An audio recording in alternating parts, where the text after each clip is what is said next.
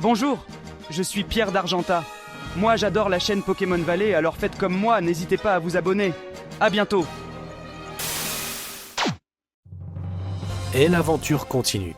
Sur le chemin qui les conduit jusqu'à Voilarock, Sacha, Pierre et Aurore et tous leurs Pokémon font une pause bien méritée. Wistikram, le petit Pokémon traumatisé, n'arrive pas encore à trouver ses repères, mais Sacha fait tout pour le mettre à l'aise. Lui qui n'a jamais été heureux du temps où il était avec Paul, il observe ses nouveaux compagnons baignant dans le bonheur. Pour s'entraîner, Sacha et Aurore font un match. Sacha choisit Wistikram et Aurore Tiplouf.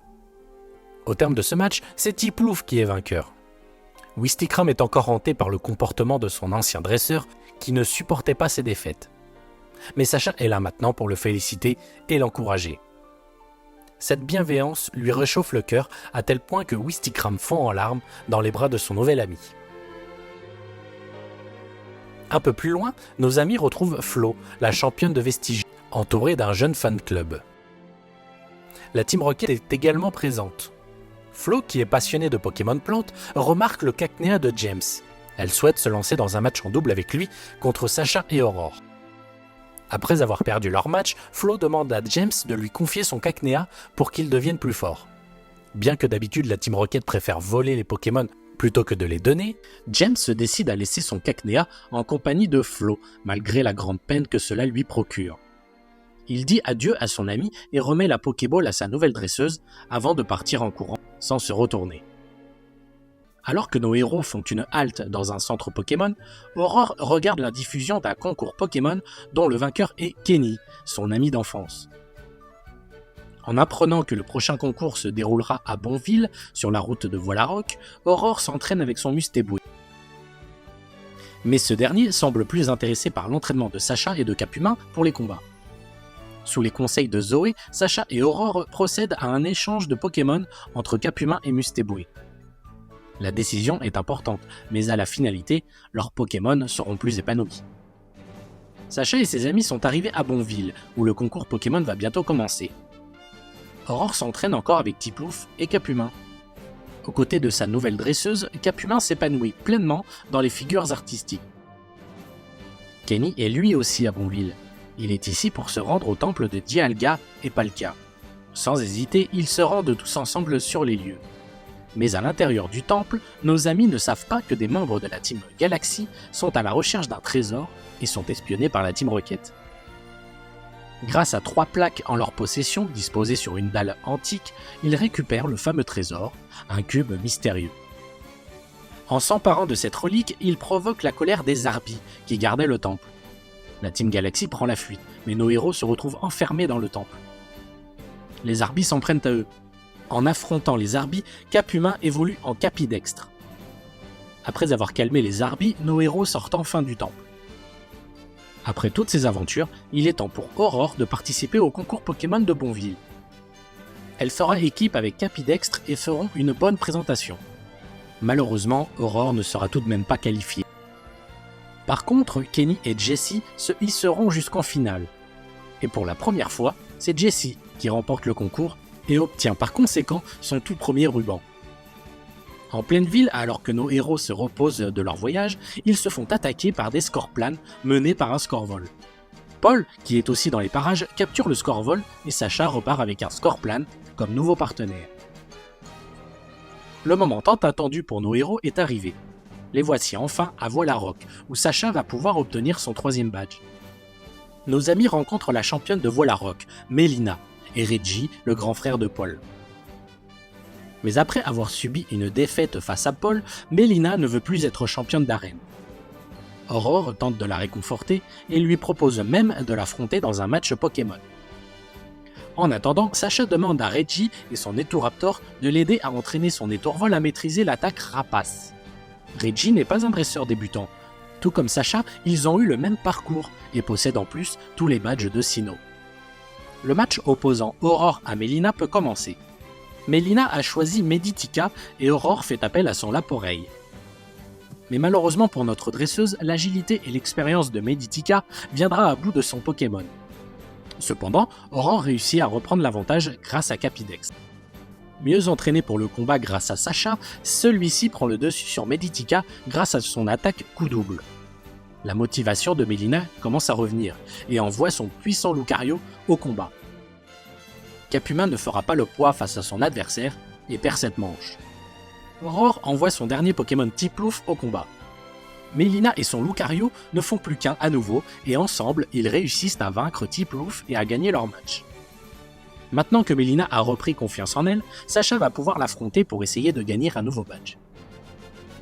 Le match débute et Mileena opposera Machopper à l'étourvol de Sacha. Mileena sait comment prendre le dessus sur les Pokémon Vol, mais la vitesse d'étourvol et sa combinaison de Vive Attaque et d'Aéropiqué envoient Machopper au tapis. Pour son deuxième Pokémon, Mileena envoie Meditica. Son attaque détection empêche Étourvol de le toucher. De plus, Meditica concentre sa puissance et avec un puissant choc mental, Étourvol tombe au sol et devient confus. Pour le guérir de sa confusion, Sacha n'a d'autre choix que de rappeler Étourvol. Pour le remplacer, c'est Wistikram qui sera envoyé au combat. Malheureusement encore, Meditica réussit à éviter l'attaque feu de Wistikram et avec son choc mental, il rend confus son adversaire, tout comme Étourvol. Sacha rappelle donc Wistikram dans sa Pokéball pour le soigner de sa confusion. Étourvol, de nouveau en pleine forme, revient donc sur le terrain.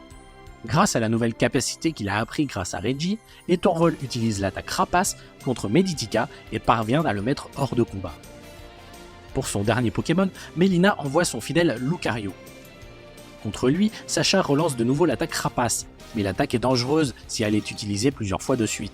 Et d'une griffe acier, Lucario envoie Étourvol à terre. Sacha décide de refaire confiance à son Wistikram. Ce dernier envoie à plusieurs reprises l'attaque lance-flamme, mais la rapidité de Lucario lui permet de toutes les éviter. Wistikram enchaîne donc avec une roue de feu, mais Lucario le frappe avec une puissante attaque forte paume. Cette dernière, en plus d'être puissante, a paralysé Wistikram. Lucario en profite pour l'attaquer à plusieurs reprises et à rendre Wistikram inapte au combat. Sacha, s'il veut remporter son troisième badge, devra réussir à vaincre Lucario avec l'aide de son Mustéboué. En plus d'être un Pokémon combattant, Mustéboué est plus rapide que Lucario. Mais ce dernier réussit tout de même à le toucher avec forte paume. Alors que le match semble terminé pour Mustéboué, il apprend l'attaque Vibraco. Et contre la puissante attaque Aura-Sphère de Lucario, les deux attaques provoquent une forte explosion qui détruit même le toit de l'arène.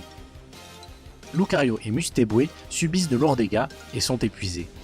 Mais la pluie soudaine active le talent glissade de Mustéboué qui augmente sa vitesse. Les deux dresseurs jouent le tout pour le tout. Mileena lance l'attaque forte paume et Sacha lance à la fois Vibracoa et Aqua Jet.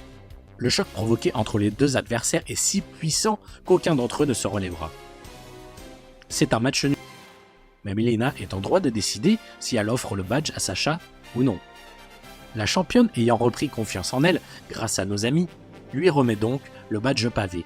Sacha est maintenant détenteur de son troisième badge de la région de Sinnoh. Après cette journée éprouvante, nos amis se rendent au centre Pokémon.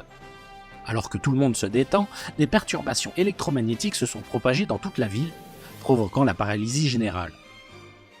Accompagnés de Mileena, nos héros se dirigent vers le site archéologique de Voilaroc. Sur place, un groupe de la Team Galaxy, mené par le commandant Saturne, est en train de voler les météorites du site. Heureusement, leurs méfaits sont empêchés par nos héros, mais ils réussissent tout de même à prendre la fuite, avec une infime quantité de météorites.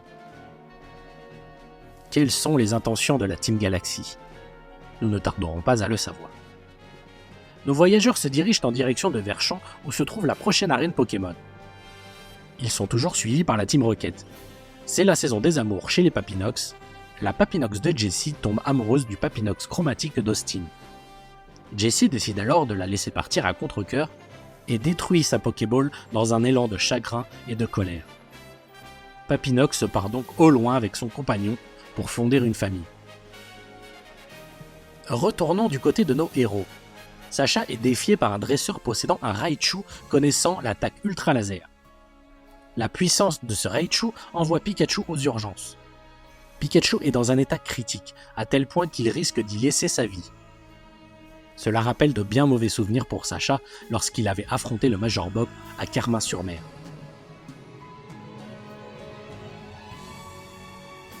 Il a même gardé la pierre foudre qu'il pensait utiliser pour faire évoluer Pikachu. la possibilité de le faire évoluer est encore remise en question. Mais encore une fois, Pikachu est bien décidé à se venger sans évoluer. En affrontant de nouveau Raichu, Pikachu prouve une deuxième fois qu'il peut être aussi fort qu'un Pokémon évolué. Alors que Sacha s'entraîne pour son match d'arène à Verchamp, Aurore apprend que la Coupe Marc va bientôt se dérouler sur les rives du lac Courage. En vue de participer au concours, elle décide également de s'entraîner avant d'apprendre que Marc se trouve dans la forêt et de partir à sa recherche. Après avoir trouvé Marc, ce dernier propose à Aurore de lui faire une démonstration de ses talents de coordinatrice dans un combat contre Sacha. Marc offre de précieux conseils à Aurore. Puis c'est Marc qui fait une démonstration avec son Milobellus avant de partir.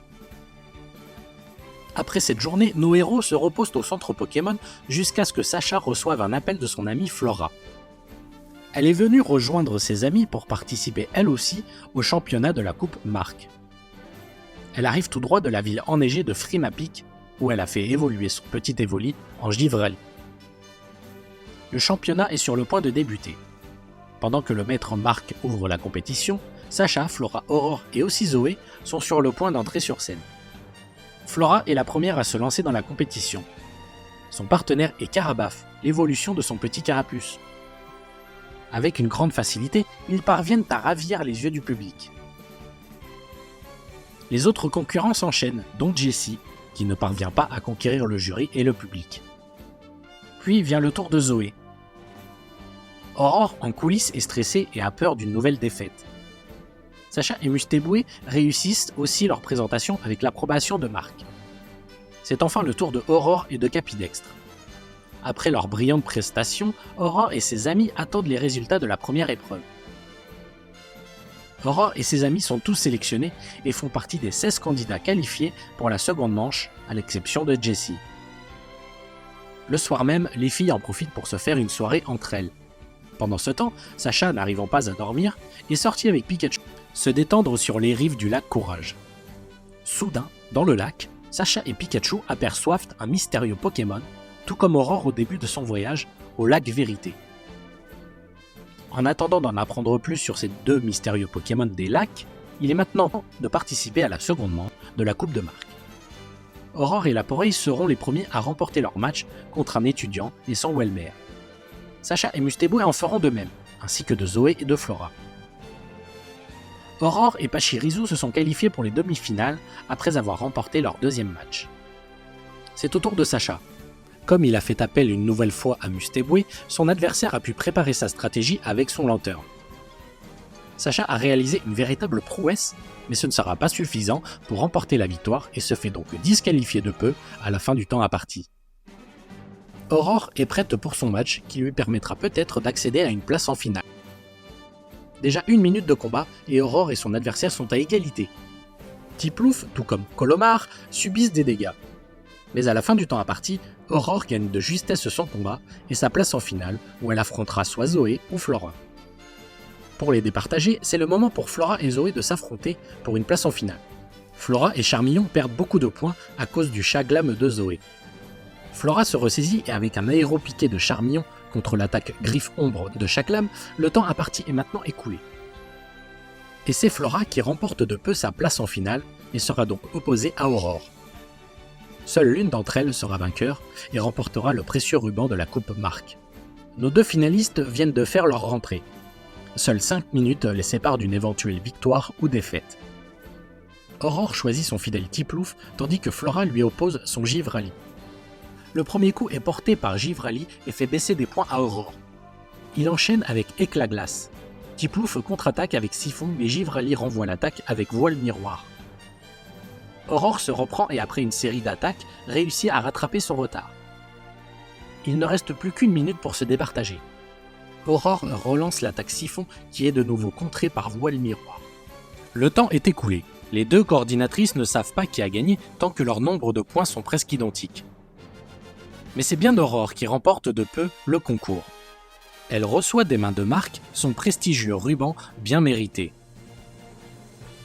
Il est temps pour Flora de repartir pour Johto et ses concours Pokémon. Nos amis disent au revoir et repartent pour de nouvelles aventures.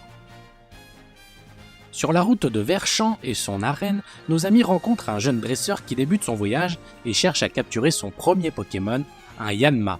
Seulement, la Team Rocket débarque et capture le Pokémon sous leur nez avant de s'enfuir avec. Pour leur première prise à offrir à leur organisation, Miaous, Jesse et James envoient Yanma directement à Giovanni qui ne se rappelle même plus du pathétique trio.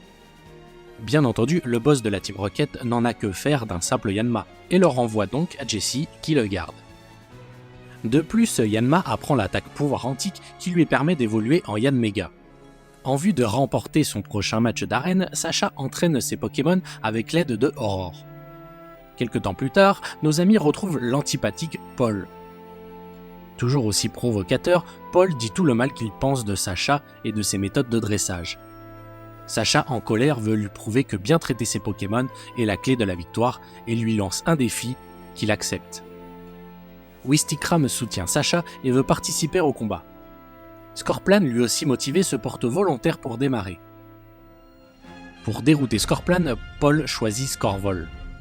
Malheureusement, l'attaque guillotine envoie Scorplan à terre. Paul change de Pokémon et envoie Ursaring. Wistikram veut en découdre et se lance dans le combat. D'une puissante roue de feu, Wistikram fonce droit sur Ursaring qui stoppe net l'attaque. Il enchaîne avec une attaque puissance cachée et effraie Wistikram. La peur l'empêche de bouger et Ursaring l'ensevelit. Alors que tout semblait être fini, Wistikram explose et son brasier lui donne une toute puissance. En relançant une nouvelle attaque roue de feu, Wistikram réussit à vaincre Ursaring. Seulement Wistikram est devenu incontrôlable et impossible à calmer. Sacha se précipite sur lui pour tenter de le calmer en donnant de sa personne. Malgré la douleur, Sacha parvient tout de même à calmer Wistikram et son dresseur ne semble pas non plus lui en vouloir. Le match est interrompu et n'en sera que partie remise. Les voici enfin à Verchamp. Devant l'arène de la ville, Sacha percute le champion des Pokémon eau, le géant Lovis. Sacha peut enfin commencer son 4e match d'arène. Lovis choisit comme premier Pokémon un Léviator. Sacha, bien entendu, lui opposera Pikachu qui, avec une puissante attaque électacle, vient rapidement à bout de son adversaire. Ensuite, Lovis fait appel à Maresté. À la fois de type eau et sol, Tortipousse semble être le meilleur choix de Sacha. Mais Maresté est bien plus fort qu'il n'y paraît. De plus, il connaît l'attaque Laser Glace. Sacha préfère donc le préserver et le remplace par Mustéboué. Maresté lance de nouveau Laser Glace. Sacha en profite et demande à Mustéboué de foncer avec Aqua Jet droit sur son adversaire. Mustéboué s'entoure d'une forteresse de glace et met KO Maresté. C'est le moment pour Lovis d'envoyer son dernier Pokémon, Mustéflot. Malheureusement, Mustéboué encaisse plusieurs attaques puissantes. Sacha préfère le remplacer par Pikachu. Mais les attaques glace de Mustéflot empêchent Pikachu de se mouvoir facilement. Il est rappelé par Sacha qui laisse Mustéboué reprendre le combat. Mustéboué est un bagarreur tenace. Alors que Mustéflot saute dans les airs, Mustéboué sort de l'eau pour le frapper d'un coup puissant qui envoie sa cible directement au tapis. Sacha remporte donc son match sans perdre un seul Pokémon. Comme le veut le règlement, Lovis offre à Sacha son 4e badge de Sinnoh, le badge palustre. Maintenant en possession de 4 badges, Sacha, accompagné de ses amis, se dirige vers Uniopolis. Sur le chemin, Aurore se prend d'affection pour un Marcacrin gourmand et lui propose de l'accompagner. Marcacrin accepte et devient donc le nouveau Pokémon d'Aurore. Après une longue marche, nos amis font une pause bien méritée. Scorplan, quant à lui, veut s'entraîner pour battre le Scorvol de Paul. Seulement, Scorplan n'est pas très persévérant et un peu craintif. Heureusement, Régis est dans les parages pour en apprendre plus sur le Pokémon légendaire du lac, et offre ses conseils à Sacha. En plus, il lui donne un cron rasoir, permettant de faire évoluer Scorplan. Après avoir évolué en Scorvol, ce dernier est à présent plus fort et plus confiant. Revoici nos héros de retour à Uniopolis, mais la reine de la ville est encore indisponible. En attendant, la ville organise le grand défilé Pokémon d'Uniopolis. C'est un défilé de mode Pokémon où chaque dresseur présente son Pokémon dans une tenue élégante qu'il aura lui-même dessinée. Aurore veut participer avec Laporeille, ainsi que Sacha et Pikachu. Sacha et Pikachu arriveront en 3e place avec une tenue amusante et originale, tandis que Aurore et Laporeille seront les grands vainqueurs du concours. Hors de la ville, nos amis retrouvent Zoé en plein combat contre Chimera, la championne des Pokémon Spectre d'Union Police. Après une défaite de Zoé et des présentations, Sacha affronte la championne dans un match amical à 3 Pokémon chacun. Contre Chimera et son Pokémon Spectre Baudrive, Sacha envoie Mustéboué. Mais ce dernier sera immobilisé par une attaque hypnose. Sacha le remplace par Wistikram, qui subira également le même sort. De plus, le Baudrive de Chimera évolue en Gros Drive. Et contre Pikachu, Chimera utilisera l'attaque hypnose pour endormir son adversaire. Avec 3 Pokémon endormis, Sacha préfère arrêter le combat. Pour son match officiel, il devra trouver un moyen de garder ses Pokémon éveillés. Mais pour le moment, nos amis arrivent à Célestia. C'est ici que Aurore va participer au concours Pokémon de la ville et tenter d'obtenir son 3e ruban. Aurore fait la connaissance de Lila, une ancienne rivale et amie de sa mère. Lila est une styliste Pokémon et une coordinatrice talentueuse. Elle aussi participera au concours avec Aurore. Notre coordinatrice favorite débute le concours avec Laporeille. Après une manœuvre étonnante, ensemble ils réussissent à conquérir le jury.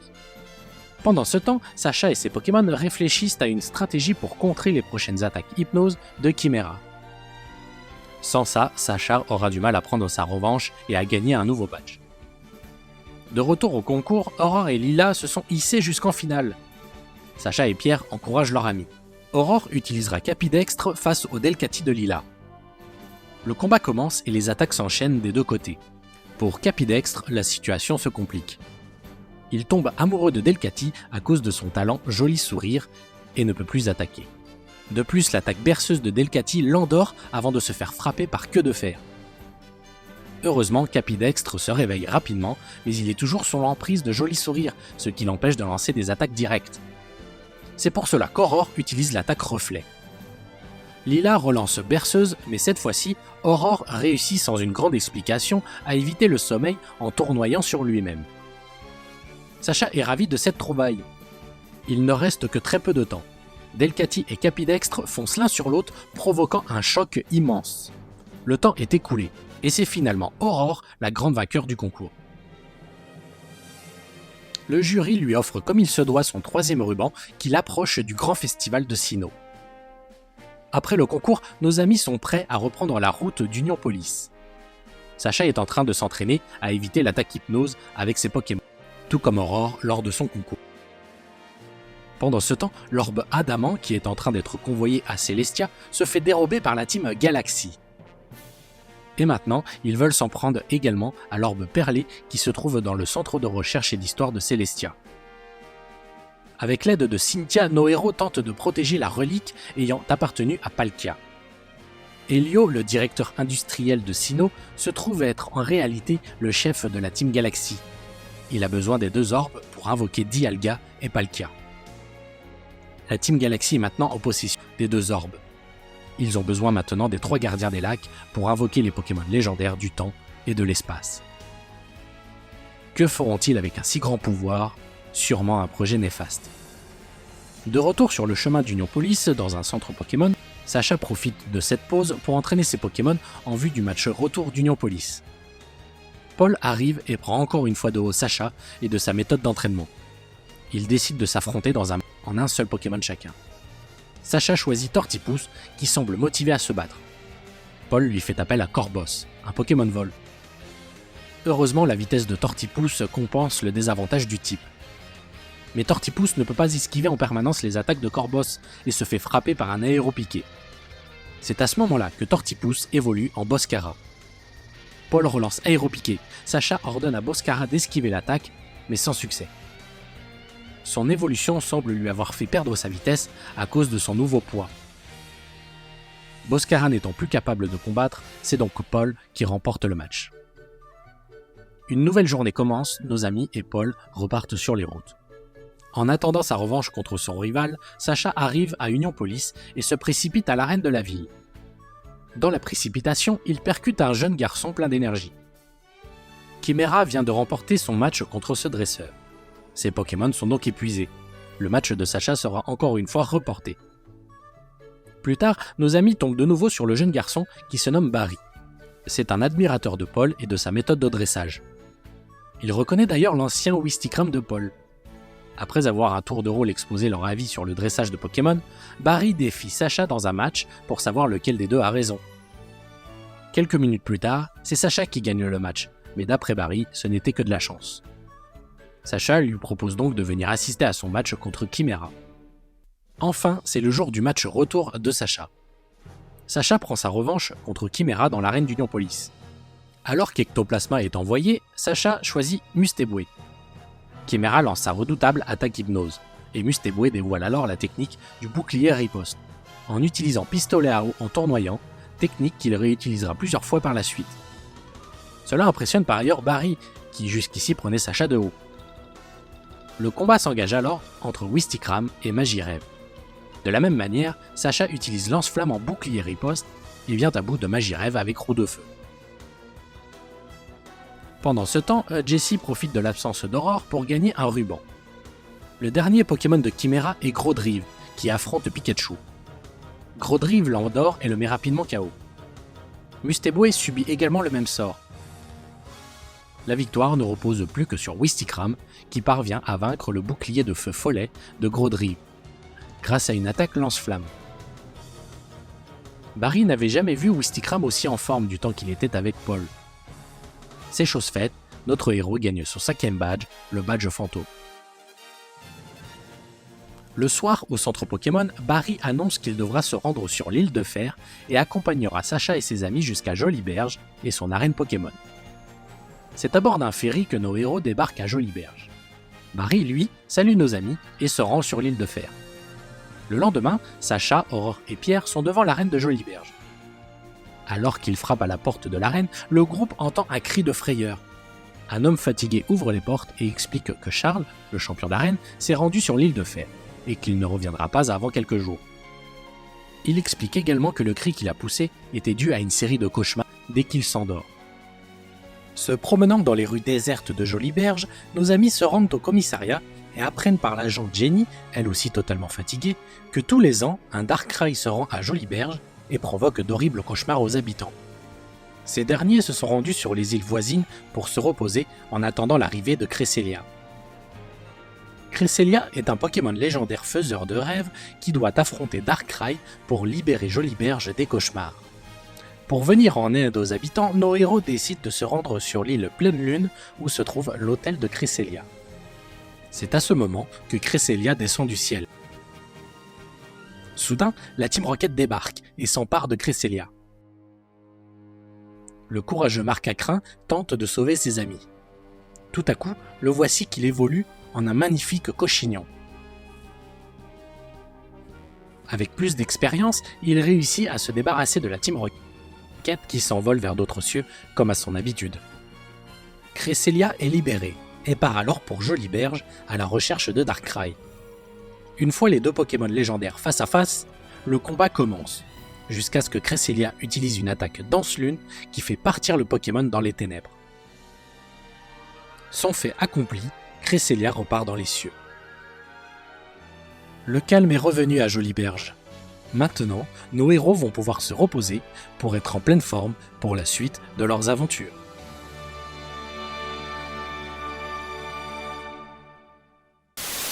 Merci d'avoir regardé cette vidéo et surtout n'oubliez pas de vous abonner. À bientôt.